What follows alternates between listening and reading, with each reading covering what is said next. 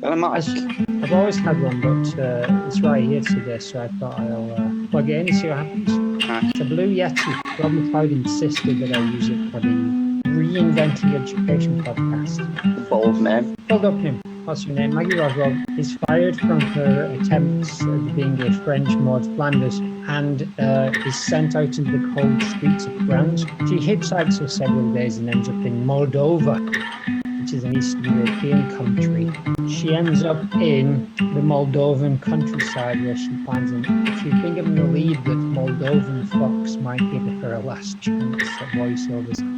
Would you rather be Maggie Roswell or all of the other characters? I'll be Rob. Previously, I'm sorry, Maggie, your French does not cut it.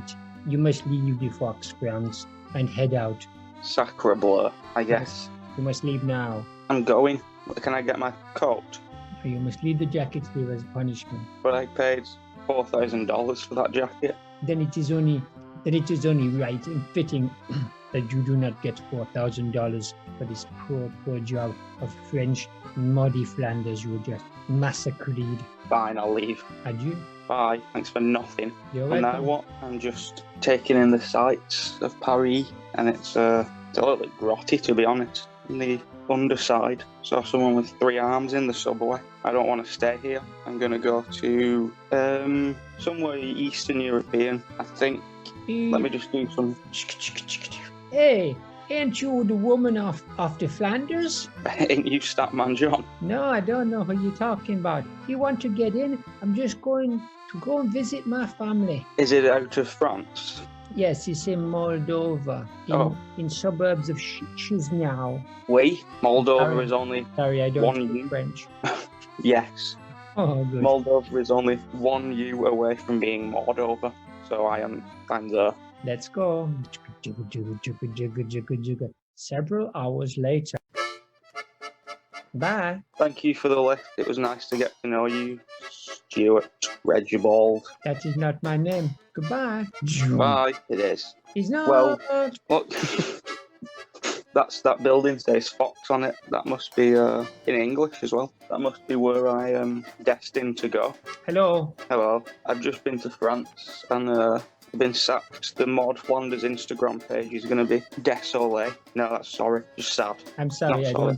don't speak French. Uh-huh. What can I do for you here? I am Maggie Roswell, and I do the voice of Helen Lovejoy, the gossipy minister's wife, and I'm Maude sorry, I'm Flanders, not and sure how any of that is relevant. Miss Hoover. How is any of this relevant to our business?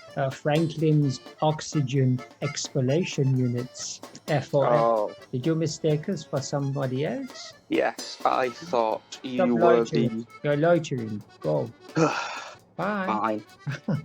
I'm not saying bye anymore. Bye. Everybody's being real rude to me. I think Well, what you- now? No more vagrancy. Bye. Well, that building, do you know where the fox is? Squeak, squeak, I'm a fox. The fox? Squeak, squeak, I'm a fox. Look down. Can you help me? Look down. Oh, hello. Can you help? Depends what your problem is. I need a job. Are you hungry? I'm starving. Follow me. Okay, crouch down. What do we... Catching a rabbit for our teeth. With what? For our teeth. With what? Just with our claws and teeth. You got teeth and claws. I have teeth. There's one. Go, jump on it. Splat. I got it. Oh, good job, Margaret. Come to my foxhole. We can eat it all together. Yeah. Me and my wife, Angelina, and my 3 children, Brad, David Schwimmer, and Todd. And who? My 3 children, Rod, David Schwimmer, and Todd. Wow, that's a coincidence. I love friends. Let's go. Oh, they're not friends, they're family. Yum, yum, yum. This is delicious. What do you think of a rabbit, Maggie? Yeah, it's tasty.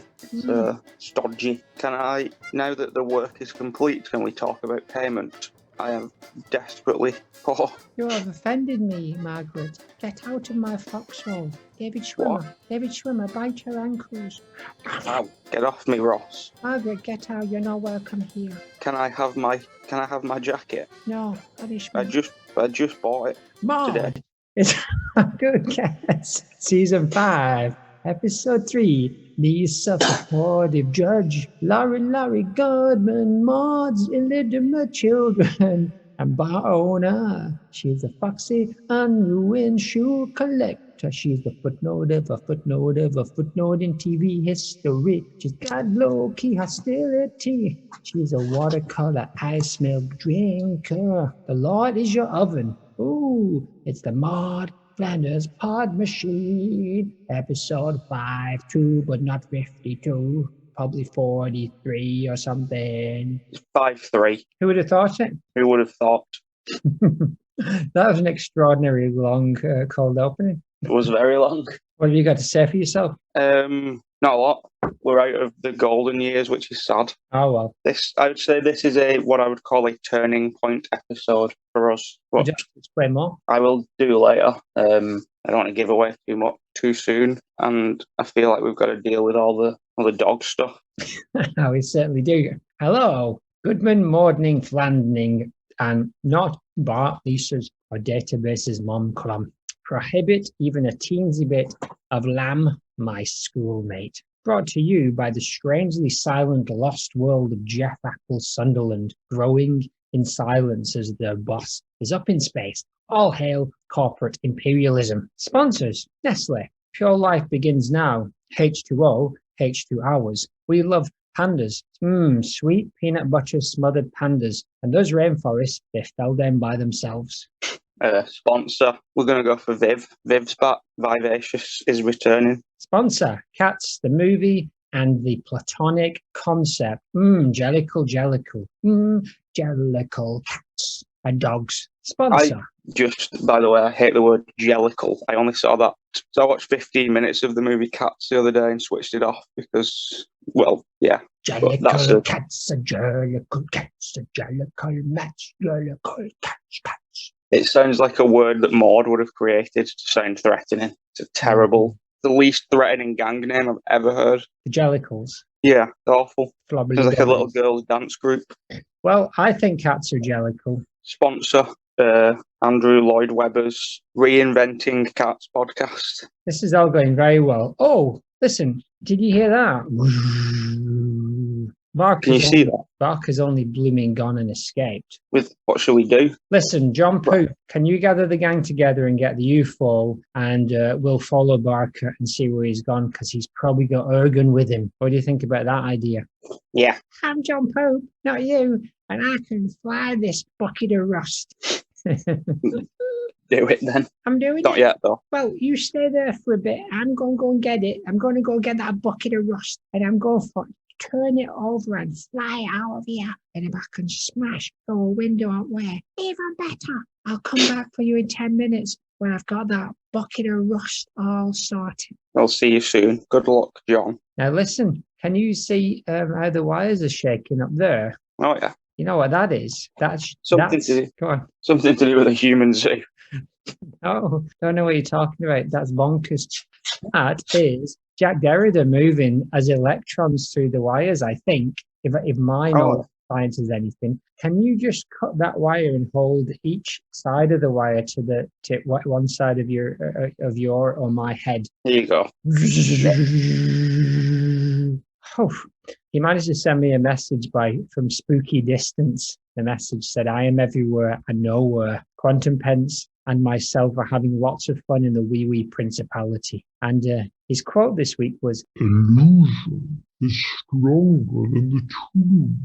Now, how does that apply to modelling? It can be argued that is correct. At one point, the illusion of Maude continued despite the truth that Maggie Roswell was no longer available. So they brought in this other woman, but the illusion of Maude did not change, whereas the truth of the story had changed, etc. And also, yeah, she is an illusion, technically. An illusion summoned up by felt tip pens and the movement of cells. But yet, somehow she is also truth. What is her truth? We are probably about a third of the way of finding out. Is it something that is cumulatively found out, or is it something that only fits together when the final piece slots in? I believe that's the case. As you can see, we're even since starting this modcast, we've had 2 solid appearances that have continued to place those pieces into the puzzle that we wouldn't have had if the show had ended naturally.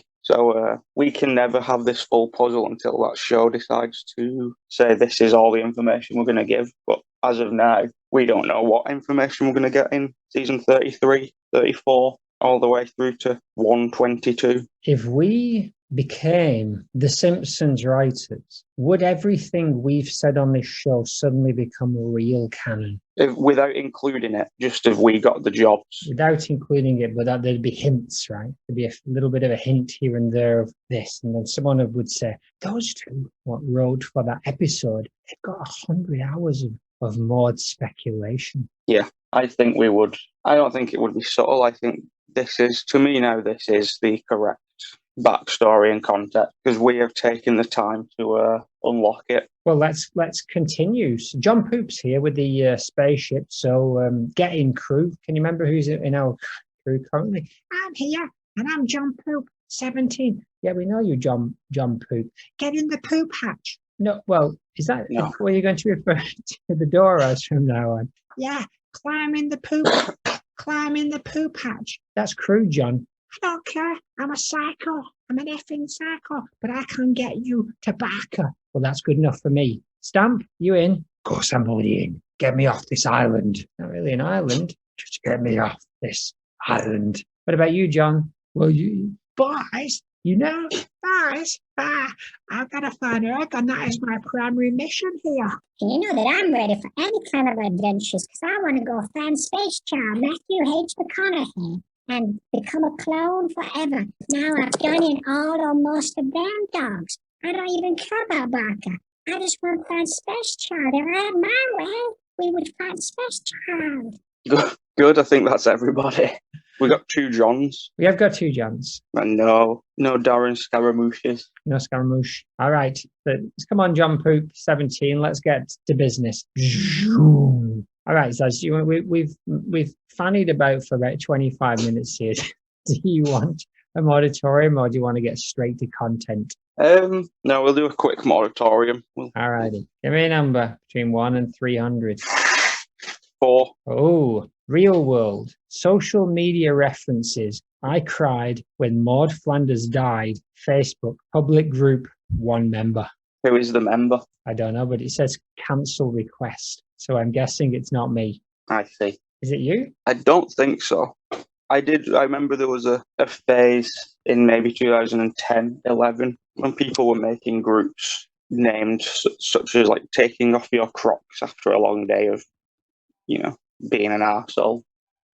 So I made the one that said taking off your coffin after a long day of being Maude Flanders, which is peak 2010. And but I think that's the only one I did. How many did you get? How many group members? I can't remember. Probably 4. Just me and Crank Chadcha. I see. Wow. But the real world, sort of vaguely relevant to what I've been hinting at. We've got this. There's a French Maude Flanders Instagram at the minute that I'm very much enjoying, because she posts clips, so we get to hear. Ironically, we get to hear the French Maude quite frequently now, nice. Which is nice. And then there's a dude doing his own version of a Maudecast in a couple of weeks, it seems, where he's going to discuss the way that, I don't know who he is, so we'll get the information to you, but he's going to discuss how he thinks Maude should have been killed off, so I'm looking forward to that. Yes. Her real world presence is bigger than her Simpsons presence, I would say, partially because of us. Mostly because of us. There's more people talking about Maude in the real world than there ever was in Springfield. Would you say that one day? Would you say that's entirely down to us, or just mostly? I would say mostly. There's a couple of other people out there that seem to have formed the same attachment, which is nice. Like that DeviantArt the other week, where it was mostly just Maudes, and they refer to themselves as sort of like the Maude art person, which can't be true, because that is me. There's a few people who focus on Maude, mostly Maude's relationship with Marge, though. Yes. This dream that people have. But let's continue this leisurely pace trek through the beginning of this. And how about we move on to the content of today's episode? Welcome to the Maude Flanders Internet Museum theme park and database, the world's greatest premier Maude Flanders Internet Museum hotcake restaurant, just one of over 58 MIFIMDBs around the globe and space, currently under reconstruction after mysterious toaster fires. We have always been here. Find us in Worsley Mesness, next to Netto car park, behind bins and discount shopping area, next to finance homicide and affordable grog. Today's content. What do the people need to know about today's content, Zazla? I will say this. We're out of what I would call the safety zone. We're into the seasons now. Our journey with Gold Maude is complete. We're into what I will call Silver Maude for now.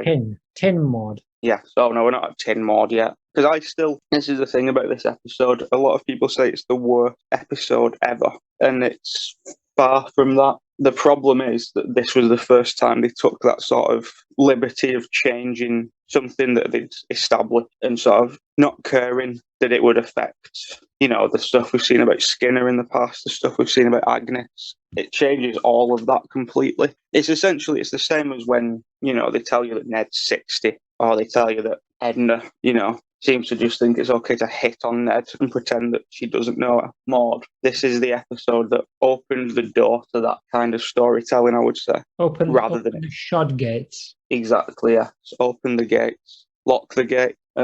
This is the start, but it's not an unfunny episode. I'm still good still about season 13, I think.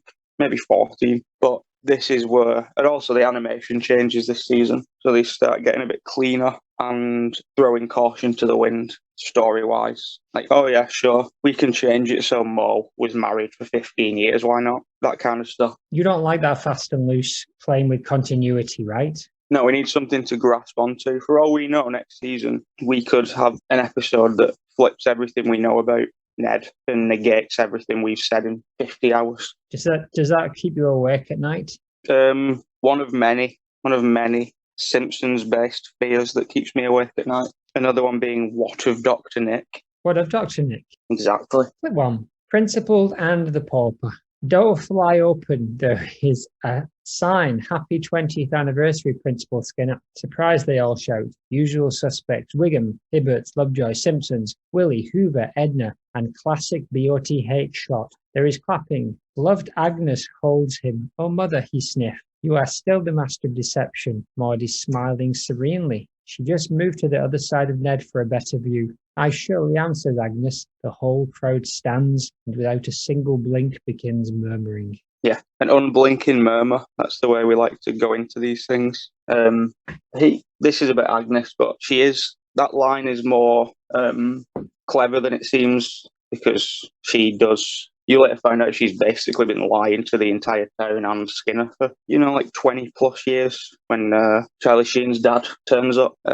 Maude, this is the next time Maude's seen Skinner since the bomb threat. So I think she's I reckon she's kind of calm here. She's kind of taking it easy. There's nothing bad. This is a good example of Maude's here now and there's nothing bad happening. Usually when you get a crowd, it's because there's a riot or a mob or an argument, but this time she's part of a loving crowd. That's nice. An occasional party, but it all turns to heck in a handbasket real soon when Charlie Sheen's dad arrives. What is Maude making of this 20th anniversary celebration, given that her kids probably don't go to that school? And she's recently had several run-ins with Skinner, hot dog based, and I'm sure she didn't believe that he was only running away from the maison derrière. So what's her take on Seymour? Is she just doing this as a civic duty, or does she really hold a place in her heart for him? I don't think Maude has time in her Maude-centered brain to even really have formed an opinion on Skinner. I think he's just there. I think her opinion is mostly good because of his position in the town. He's got one of those respectable sort of roles, and I think she would, as far as she knows, he hasn't done anything except for that one time Ned had to replace him. But that wasn't even really his fault. She would still associate that with being Bart's fault because he got fired because the dog was in the school or something. And I think she just thinks he's okay. She just doesn't really spend that much time thinking about him. He's on the periphery of the kind of moral caucus, but he's not really very moral himself, and she must know that. And he's a churchgoer, but he's not a big one. Yes, I have a theory as to why Ned wasn't there. By the way, with the bombs. Oh, the bombs, yes. When Skinner comes out with the bomb. maybe he was uncomfortable because the hot dogs were footlongs, so he ran off. Could be. Call And we for. know that Maude doesn't have the same discomfort. She can go and purchase and hold them like a normal person. Maybe Ned fled. Yeah, I often wondered why the foot-long hot dogs made Ned self-conscious. Exactly. For me, that's the real unsolved mystery of Maude's death. Yeah. Spoiler. Clip 2. She dies. Who does? Clip 2. Don't give it away. Clip 2. Lisa and Ralph and stage. Lisa Sunday best. Huge pic of Skinner in front of school and flag. Lisa says Seymour Skinner enlisted and shipped out to Vietnam. We pan to crowd guest of honor Seymour flanked by Agnes and Edna. Maude and Ned get third row seats next to Hibbert's. Maude is 75% obscured by Marge's large hair. Yeah, we got 3 very short bundles of clips here that it was too long to leave it as one clip, but just a lot of audience reactions. It's nice. Yeah, Rod and Todd are the most. Every other kid, it's just set in stone that they go to that school, but Rod and Todd, it's not. So I think they're just here out of it being a celebration for a fair weather friend rather than, appreciation for what they've done for Rod and Todd. True. I don't think they'd have a lot of respect for Seymour Skinner's pedagogical stance. Precisely. At this point, if this was season 3, that crowd would have been like 20% recognisable. But we're on season 9 now, so I'd say we're more like 70% characters, which is why she's there. Yes, it's the we're now into the thing where they're more or less every crowd is made up of the what's it called? What's that movie with Kevin Spacey called? Where he looks at the wall and he tells a lie. The EE adverts. Oh, usual suspect. Footloose. Nobody puts baby on the wall. I don't. Is Kevin Spacey in Footloose? No. It's called Usual Suspects, and that's what they are in this scene. Yes, I've been thinking you said Kevin Bacon for some reason. Spacey isn't doing any EE adverts. You're not allowed to mention K. Spacey these days. But Bacon, he's still good. Yeah. I don't know what The Usual Suspects is. The film you mean with Spacey, and is there a Sheen in that? I don't know if there's any Sheens in that. Good movie. I just saw the end where it turned out he'd been lying, and the whole thing didn't really work for me. That's a shame. I was all a lie. I didn't hear the story, to be honest. It wasn't, for me, that wasn't a twist. It's like I switched on the last couple of minutes of The Sixth Sense. Bruce Willis was dead, and I was like, well, not surprised. He's got a big slash in his back. I was never alone with him. What about that picture of Bruce Willis dressed up as Drymon? I haven't seen that. He's on all the adverts now in Japan, advertising SoftBank dressed up as Drymon. Nice. Not really sure what's going on there. That doesn't really work anymore in the way that it worked in the 90s because of the internet. You can't just Bill Murray your way through an advert anymore and expect it to be unseen. Oh no, I would have seen it anyway because it's like on a big billboard. Well, yes. Clip 3. Sam, same stage, seconds later. Ralph throws arms wide. I love you, Principal Skinner. A still obscured Maude is clapping like the sheep she is. Yeah, a great deal to go off. I do like a Ralph-Lisa pairing. I think Maude... Who choose that? Exactly. Probably Hoover. Hoover choose that. Exactly. I think she probably quite likes Ralph, Maude. I think she would have a little sort of soft spot for him. There's something about him that would remind her of Rod and Todd. So I think she's got a lot of time for Ralph. But she'd think he was a fool. She wouldn't really want him hanging around with her kids because she'd say something like, every time that boy opens his mouth, your IQ goes down, Todd. I don't know, because they are somewhat related. Say Todd. Yeah. I don't want any damn Ralph. I do want some Ralph damn Ralph. is kind of the cousin, so second cousins. So I imagine a play date wouldn't be insane to think of. I imagine they've had many.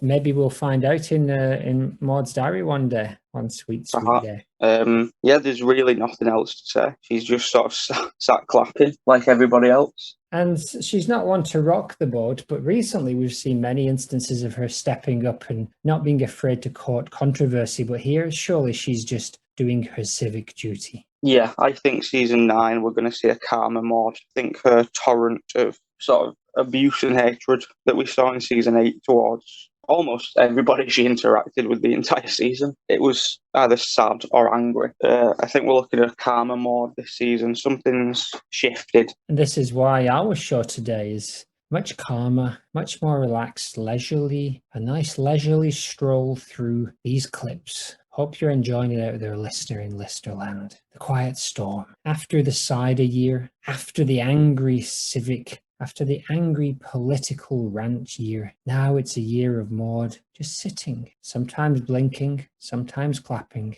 but mostly partially obscured behind more famous and well-rounded characters. Exactly. Clip 4. Seymour takes the applause and heads for the stage, waving to the crowd. Maude is not. Maude is now in the second row on the end, next to Ruth, ? Probably not. No Ned. Classic three-quarter headshot with tiny T-Rex arms. I'd like to think there'd been an intermission and everybody's come back, and maybe she saw Ruth and got chatting to her and said, you know what, let's hang out for the rest of the night. Neddy can go and sit with, whoever Ned's friend is. Reverend Lovejoy, who isn't there, probably. Tiny T-Rex arms, that's a good little note. She does have dainty arms, I would say, and they are no longer raised to demonstrate a change in season. Some seasons the arms are up. This season, I have a feeling the arms, they're going to be down for much of this season. Yes. Where are the boys? This is a good question. If they're part of the school, I imagine they're backstage and, part of this show. It isn't all Lisa and Ralph, sadly. Even Database takes part at one point. I think they sing a song about him. About which is Database? about Skinner. Okay. All I really remember is them saying his name is Skinner, faster than lightning. I can't remember the rest of the song, but it's Skinner, faster than. Is it sung to the theme tune of Flipper? Then I'm guessing. Yes, that was the correct. Dolphin-related show. Yeah. Rest in peace, Claude Dolphin, our old mucker who was sucked off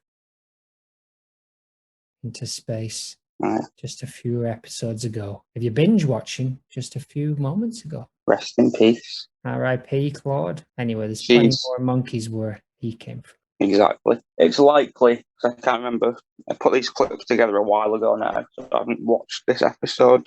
Rod and Todd could be in the show at some point, and I've just not spotted them. I'll let you know in 4 weeks, 2 more. We'll find out in a Rod and Todd Too Late. Yeah. Clip 5. We see Maude in street, standing talking to that old woman who's not Catwoman. They are staring at each other as Homer's car goes by with Skinner, Edna, Grandpa, and Jasper in it. Maude turns to see the one-car parade. Luann and her boyfriend and Hutz are also there on the street. What's going on here? This is a good one. This is one that I'd missed. I feel like this is the first time I've paid attention to this ever when doing this modcast. I've never really noticed this little interaction before. The interesting thing to me is the last 2 women we've seen her interacting with are Glick and Edna. So it's rare for a show like this to be watching an older season and think, oh, those 2 characters who are chatting are both dead on this show now. But that's happened twice with Maude in the last 3 interactions. Was it last episode? Yeah. No, there was 2 episodes, wasn't there? But yeah, that's a strange thing. And you never really see her with Mrs. Glick again before or after this. So I'm trying to work out the logical steps to how they both ended up on that street. They needed to see townspeople driving past, and for some reason Maude made the cut here. Do you think that little group of Maude related people is fair game for death? So Glick, Maude, Edna, Helen Lovejoy. Is she next? I don't think any of them would have died if the show had ended season 13 or 14. They probably would have just kept Marsha Mitzman-Gaben for a couple more years, or just killed off Maude and not had a return and just had Luann and Helen as unspeaking characters. But I think because it went on so long, obviously that's why Edna died, because it happened in real life and she's got a unique voice. It isn't sort of mimicable, I don't think, Edna's voice. It's not like everybody can do a Marge, but Lisa and Edna are the 2 that I don't think anybody can really do impressions of, because they're just very specific to the actresses. I don't know why they killed off Mrs. Glick, but they ended up unkilling her off anyway. So I think if there was millions of dollars to be made they could have a good go at finding somebody who could do a passable Lisa. I think Lisa definitely, if they were to continue, which is, I think this is what's going to happen. It's going to be more like a soap than a TV show. If any of these actors die now, I think they've probably already got replacements lined up. Like when Harry Shearer quit, there was a guy who pretty much could do all of his voices with. Obviously, there's a mild difference if you've been listening for 30 plus years, but to the average ear would sound exactly the same. And I think that's the way forward for The Simpsons. I don't think there is an end in sight anymore. Keep them on speed dial. Thing is also, as the actors themselves get older, their ability to do the voice the same has got to change. Yeah, Marge sounds... You've said this before, yeah, Marge... very bad. Like, Marge sounds like Marge's mum. All the smoke's in it. Yes. I think it's just the voice raspiness for 33 years, having to do that. Day in, day out. Scratchy voice, because she doesn't sound like that in real life, obviously. Okay. Step 6. The real Skinner, Charlie Sheen's dad, President Martin Sheen, is tied to a train. He's shouting, "I'm a hero," Homer says, "and we salute you for it." Maude is 50% cut off the screen. Literally half of her body is off the edge of the screen. They all raise their hands to salute, and then they wave. But because Maude's body is 50% cut off, it's very hard to tell if she actually joins in, waves, and salutes. So it seems to suggest from the waves of cloth around her that maybe she does. And I'd hazard a guess that she ain't taking a stand here. She's happy to get rid of Charlie Sheen's dad, President Martin Sheen. Jeb, what's his name? From what? And then the West Wing. He's the best president ever. I just watched that all last year and I've already forgotten everything I've about never seen it. Great show. President Alison Janney. She's good in it. She's very good. Great show, actually. Good in everything. Show. What else is she in? She's in an episode of Lost, believe it or not. Alison Janney's in plenty of things. She's in a lot of movies that are good. She always sort of plays a solid character. Never really a dull character. But I'm on board for the Janney cast. His name is Jeb Bartlett, plays his character. You know what Martin Sheen's real name is? It's something Estevez, isn't it? Because Emilio Estevez kept the family name. I remember that. Yeah, he's got a great name though. His real name is Ramon Antonio Geraldo Estevez. That's better. Why would you wouldn't have to change that these days? Martin Sheen. These days he'd ratchet that up. Probably call himself Rizzy Ramon. Exactly. Rizzy Ramon Estevez. Probably with loads of X's and Y's in it. Yes, and the world would accept him for it. And I, for one, would doubly accept him for it. He was great in Apocalypse Now. Alison Janney was very good in an episode of Veep where she played a reporter. Still, we digress. Does Maude wave? Yeah, I'm going to say she does because everybody else does. This is a rare situation that we're in here where she has followed through on something. Not even necessarily that, but how many times have we looked at something where she's left halfway through? In this episode, she was in the beginning, she was in the middle, and now she's here at the end. She's been wildly consistent this episode compared to her usual. Because it makes sense for her to be at the school somewhat. Even if the kids don't go, she has some kind of friendship with Skinner or semi-respect for him. But it doesn't make any sense for her and Ned to have attended this, whatever you would call this. Like public shaming of a hero. Yeah. Removal of a war hero from your town who was to keep the story the same. Yes. And so this is the one where basically like Martin Sheen is the real Seymour Skinner. And Seymour Skinner has stolen his identity and lived it for 20 years. Which again flies in the face of things we've seen before. We've seen pictures of, I don't know, like Agnes wouldn't not recognise her son. They don't look similar. Like, they should have just had him come in. If they're going to do it, and they're going to say, by the end of the episode, we're going to get rid of him anyway, they should have just had him look almost identical. But they made it more difficult. Almost identical or absolutely nothing like him so that there's no way he could have been mistaken for him. Yeah, like a heavy-set Asian man. Yes. But no, they just flew in the face of what had come before, and that's unfortunately going to be happening a lot from this point onwards. That continuity. They used to call it like a rubber band continuity But I think at this point, there's no reason to look backwards. You can just do what you want, and that's the continuity now. It's almost as if it's just a made-up show with no rules. So they're just making these stories up from scratch. It just seems counterproductive to spend 8 years somewhat world building to then decide that you don't want to do it anymore for the next. It's like what you were saying the other week. If they'd continued this vague continuity world building, they would have had this sort of like Simpsons universe now, and they didn't, because they just decided, we can change anything at any time. What if Sarah Wiggum was Megan Mullally now? It's only been 31 years. No one will know. Who's Megan Mullally? She is the wife of Nick Offerman. Yeah, you said that last time. You mentioned that as well, right? But then I didn't know who he was. But then I watched some Parks and Rec. He's very good in that. Yeah. She's the real world wife, or is she the wife from the show? Both. Really? So the character in the show who he has that torrid affair with when he gets his hair braided and dresses in a kimono, that's his real wife? Yes. She's very good too.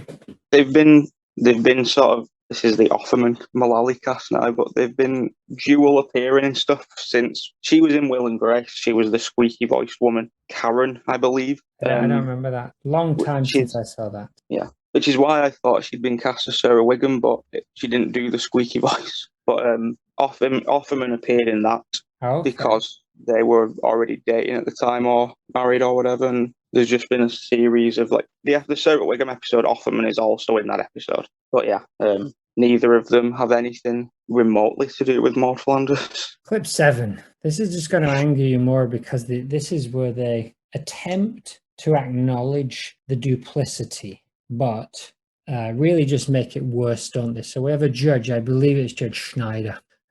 He is watched, and the mob is there at the train station. By the authority of something Springfield, I hereby confer on you the name of Seymour Skinner, as well as his past, present, and future, and mother. Maude is peering down from behind Big Luann's big boyfriend. Okay, says Skinner. Judge continues as Maude peeps with sad eyes, slightly downturned. And I further decree that everything will be just like it was before this happened, and no one will ever mention it again under penalty of dun dun dun torture. That's got to rile you. The opposite, really. This riles me less because at least they acknowledged what they were doing. At this point, now they don't acknowledge it. Now it's just a given. But at this point, at least they were saying, this is ridiculous. This was just a ridiculous one-episode story. We're never going to talk about it again. And there's a couple of things they could have done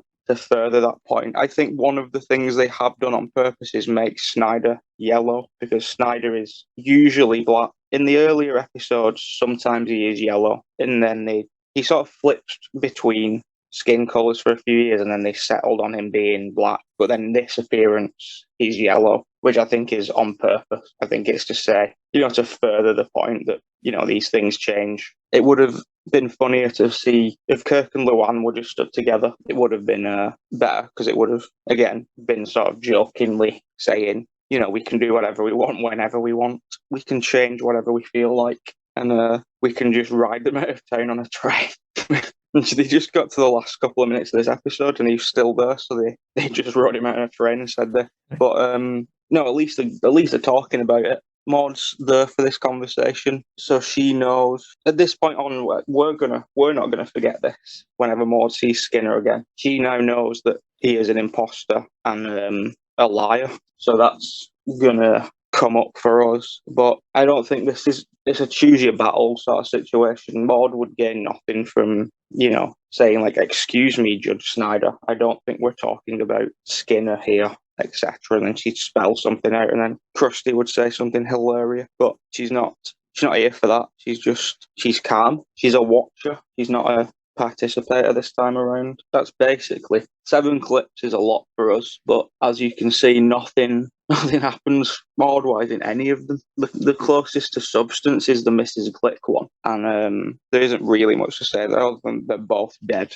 and maybe they were friends because it makes sense. But yeah, it was good to get all this done in one episode rather than split it over 2. I think it was good, and I think I'm enjoying the leisurely pace, enjoying the slow walk through Maude, you know, all that adventure with all the dogs and the fighting and Maude shouting at people and hot dog bombs. It's all been a bit much in the last few weeks, so I'm glad it's all kind of calming down. Even if it got a bit meta, but not really very meta enough, to be honest. It's no Rick and Morty season 5. No. And this is them saying to our faces, basically, we could bring Maude back at any point.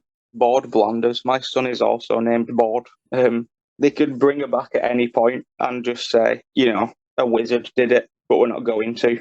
That's what I took from this scene. We're not going to. We'll do what we want, not what you want. There's something about Maude where they just won't break that continuity. Like I said, Mrs. Glick, they killed her. They had a news report. She had died. It happened. And then, like, 4 seasons later, they were like, oh, it doesn't matter. Just bring her back. And just started putting her back in crowd scenes and giving her lines again. And they did it with Marvin Monroe. They said he died pretty early on, and then they brought him back, like, season 16 or something, and said, no, I was just ill. Dr. Nick died in the movie and then just came back in the show. But Maude, they will not touch that. They will not go back on it. There's a strata of continuity that seems unmovable. The Simpson family has 5 people and they live in that house. And Homer works at the power plant. And Bart and Lisa go to Springfield Elementary. Skinner's the principal there. Mo has a bar. Apu has a Quickie Mart, maybe.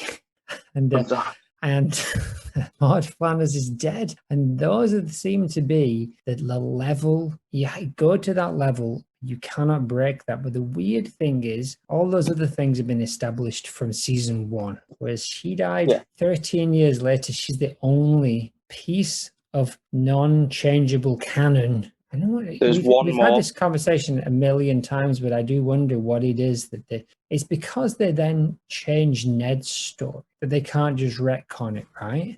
I think it's because they committed to Ned as a certain type of character. Like they spent 5 or 6. If Ned had just drifted into the background, they probably could have got away with it. But they actually spent, like, and they did the Todd episode again recently. Like, they spent time looking at how Maude's death affected people. Whereas none of the other deaths, maybe they affected them in that episode, but they never really. Krusty's dad is the second closest version now, where they killed Krusty's dad like maybe 8 or 9 years ago, and Krusty still, you know, talks about that every now and again. Or there'll be a brief appearance from Jackie Mason, who must be about 115 years old now.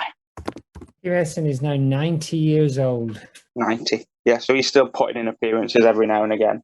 But they don't want to go back on Maude because they committed to it so maybe publicly. And again, Maude is if you ask someone, name a character that's died from The Simpsons, most people are going to say, you know, Ned's wife. They're not going to be looking at the later ones because, again, it happened as well when The Simpsons was sort of still in it big. Sort of like maybe it had taken a dip from the year before or whatever, but it's still like a big deal. Like it was still on every Sunday and it was an event for fans, whereas now people die now, you just sort of read about it on the internet and then maybe you'll watch that episode. Whereas then it was still, they made it pretty obvious who was going to die before that episode, and again, like the name of it as well. But they still didn't tell you who was going to die before it aired. And they tried it again with Krusty's dad. They said, we're going to be killing off a character. The only kind of clues they gave was the character they were killing, that the actor had won an Emmy for the voice. So that narrowed it down. Literally every single Simpsons cast member. Well, basically, yeah, but then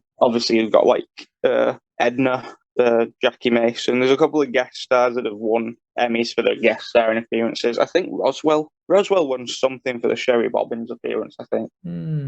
But yeah, they just don't want to go back on Maude. They also, the other 2 things they don't change are both related to Lisa. She's continues to be a Buddhist and she continues to be vegetarian. We'll see what happens when McCartney dies. They haven't really. It's a weird mix of things they don't want to change. We'll give them those because we're just about to land. John's just about to bring us down. He managed to track down Barker, didn't you? Yeah, I found him. But what I did is I made a paper airplane and I flew it with dead hard with my arms. And at the space, what's it called when the air behind a spaceship or a bike kind of get in there? Or slipstream. Got his slipstream. And then it landed. but I put like a spider sense tracker on it. So, and we found him, yeah. It's here on Dark Side of Moon. So everyone, helmets on. I'm going to open the poop hatch. All right, let's get off. We appear to be on the dark side of the moon. Oh, bloody hell, I don't know if I'll go dark side of the moon. A lot of the dogs went missing as well. Like Barker escaped, but what happened to the likes of Soichi, Emu Wan? We just don't know. What? Todd says that Soichi is here with him, hiding in his rucksack. Is that right? Yeah, I'm here. Nice. Konnichiwa. Where's Rod Hobgoblin? Can you just talk proper? Because I know you can. Okay. I don't know where Rod Hobgoblin is, and I don't care. Well, I thought he was your brother. No, I've never even met him before. You just thought because we have the names off Simpsons that we were like related or friends or something. We're just two random workers from factory. Factory had loads of people. Loads of hobgoblins were there. I'd never even met him. I don't give a crap where he is. If he got sucked off in space with Mick Jagger. Did he? Probably. I don't know. That's a shame. Wherever he's gone, he's gone. He's buggered off. But I've got my girlfriend here, Soichi Wan. Woof woof. We're going to get married. That was quick. Okay. All right. Well, you two can stay here because we don't want you getting in any trouble. Listen, Nathan, it's better if you and me just go and see what's going on down there. Suits me fine. Suits me fine. Well, I'm going to stay here too because I'm going to have a nap. I don't care what happens. Oh, boys, you got to take me with you because Erggun's down there. Well, I suppose Statman can come, but that's it. Maybe Stamp. Listen, while we'll head down in a bit. We don't want to rush this. Before we get off the boat, do you want to have a look at some Maude pictures on Instagram? Yes. Yeah, I'm going to change up the format a little bit. So type in Maude Flanders to your phone, and you're allowed to pick 3 pictures, either from the top Maude Flanders or from recent Maude Flanders. Yeah? Yes. From the ones you've just sent me? No, any of them. Got to be on the top page. It'll be the top or recent, but you can choose any of them. I kind of like all the ones you sent me. Choose one then. Okay, this one. Oh yeah, that's cool. Tell the people about that one. What's going on in that? It's called Tennis Players by Horace Henry Cowty. I imagine that's the original piece. It looks like a parody of a normal piece of artwork, but it's Marge and Ned on one side of a tennis court and Homer and Maude on the other side, and they are playing tennis, and Marge is about to daintily hit the ball. Homer looks angry. Homer looks like he's saying, like, what are you doing? Maude looks concerned. Ned just looks kind of happy. Maude is wearing some kind of bonnet and a blue, sort of the kind of dress that they would give you at hospital, a blue one of those. And from the looks of things, Maude doesn't have a tennis racket. She might have one in her hand, actually. You might be able to see the end of it, but from what I can see, she doesn't have one. I don't know why I like has this. One. I just do. If she does have one, she's holding it in a really strange way. It wouldn't be easy to play like that. Yeah, no, she's holding it like a cricket bat, but upwards. Yeah, no, I really like this. I think it looks like it's been done in pencil, which I'm always a fan of. It looks like hand drawn, very Bongo-esque. In that they're all the Ned and the Marge are very accurate, but there's sort of some fun, like Homer and Maude. They've taken a few more liberties and given them Homer and Maude look way more expressive, and I'm a fan. This is by Lola Martin on the Instagram platform. So good work, Lola. Let's have another one. What's the second piece of Maude-stagram that you like? We will have Depeche Mode. This one, because it's somewhat relevant, except for like the other 5 pictures. Oh yeah. What's going on there? And then a darker one. Interesting. It's a cutesy kind of kawaii. It's Maude, Ned, Edna, Skinner, and Chalmers. The connection in that picture is Edna. Edna is the one that connects all those characters together. It says Happy Valentine's Day, and it's nice. It's cute. The Maude, I like that the Maude has these pink ghost eyes. That's something I haven't seen before, which is kind of fun. She got a very fat necked ghost, and then there's like an inverted one as well. Like the colours are like the Maude ghost has been inverted in colour, and that also works very well. but I what's that? prefer the non-inverted. What's that style called where it's kind of like they're all round and they've all got shiny cheeks? Is that a style? To me, I just call it kawaii. Oh, Like, yeah. I don't know what's the actual kind of style, but it looks to me it's not manga, but it's Japanese. That is by Ivy is Bean. All right, last choice for the day. We'll just go for Depeche Mode. That's a pretty poor pun, even though it does Yeah. have Maud Flanders in it. It's a picture of Depeche Mode, the post-punk industrial electro-pop band who are proper famous, but all four members have Maud's face on. And Yes. Kara Korda in the comments said, ha ha ha ha, yes. And the mom in Japan said, that is perfect. Colon bracket. I don't mind a weak pun like this. I also like Maud pandas. I could tell you where all four of the Maudes are from, which I'm quite happy with. Do you think you could tell me where the four Maudes are from? 3 of them, I think you've seen. I certainly could not tell you where any of those four Maudes are from. Maybe the second one is the David one. The David one. David. The statue of David. That's right. No, it's the one on the left is when she said the thing about being judgmental. I don't judge Homer and Marge. The arms folded Maude next to that's from a flashback later on when she tells Ned not to use the monogram towels. The smallest one at the sort of back is no sugar. We don't allow our boys any sugar. And the one next to that is the peanuts at the bottom. Oh, yeah. Greatest hits. Yeah, the best of the Beatles. All right, well, that wraps up the segment called Instamaude or Maudstagram. Do we have time for a diary? Yes, short diary. It's Dear diary. Bugger. Dear diary. Today, Rod and Todd have asked, can they have a play date? Which doesn't often happen. They're very socially isolated children. They're not a fan of the neighbours' kids, which makes a lot of sense to me. But they've asked, can a couple of their pals, Ralph, Kyle, Cosine, and Wendell, are going to come round and have a play date, and it's going to be lovely. And then later on, it says, that was an absolute nightmare. Wendell just kept being sick everywhere. That little fat kid with the glasses who wouldn't let me call him Kyle just kept patronising me and correcting me. Ralph cried because he saw a butterfly, and Cosine's quite nice. But that's not happening again. They're never having friends around again. I'll put my foot down on that one. I have nothing more to say to you. Goodbye. Quite an abrupt ending there.